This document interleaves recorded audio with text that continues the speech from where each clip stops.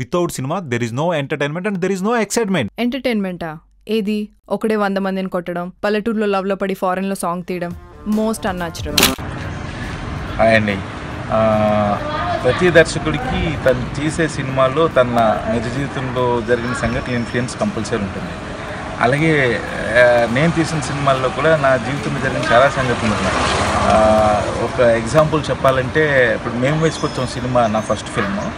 ఆ ఫిల్మ్లో nearly 60% of the scenes నా లైఫ్లో జరిగినవే. ఇప్పటికి కూడా ఆ సినిమా చూస్తున్నప్పుడు వన్స్ అగైన్ నా జరిగిన లైఫ్ అంతా నాకు కళ్ళ ముందే కనిపిస్తుంటుంది. ఎప్పుడైనా నాకు కొంచెం మనసు బాగాలేనప్పుడు ఆ సినిమా పెట్టుకుని ఆ సీన్స్ చూస్తూ ఉంటాను. ఫర్ ఎగ్జాంపుల్ ఒక సీన్ ఏదైనా చెప్పాలి అంటే, అందులో ఒక బొట్టు సీన్ ఉంటుంది. నువ్వు బొట్టు పెట్టుకుంటే చూడాలని ఉంది అని చెప్పి ఆ అమ్మాయిని హీరో అడుగుతాడు.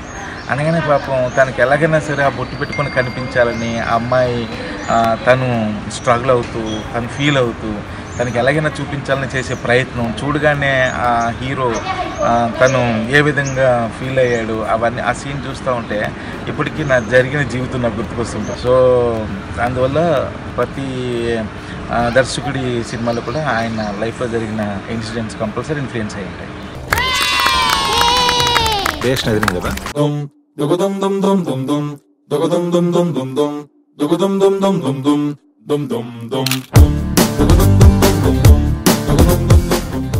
విష్ణుమూర్తి అవతార కథల గురించి విన్నవారికి జయ విజయులు శాప వృత్తాంతం గుర్తుండే ఉంటుంది.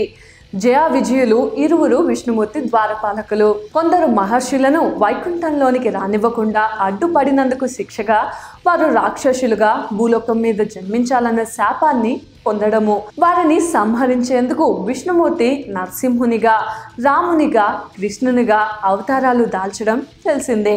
ఇంతకీ ఆ జయ విజయులకు శాప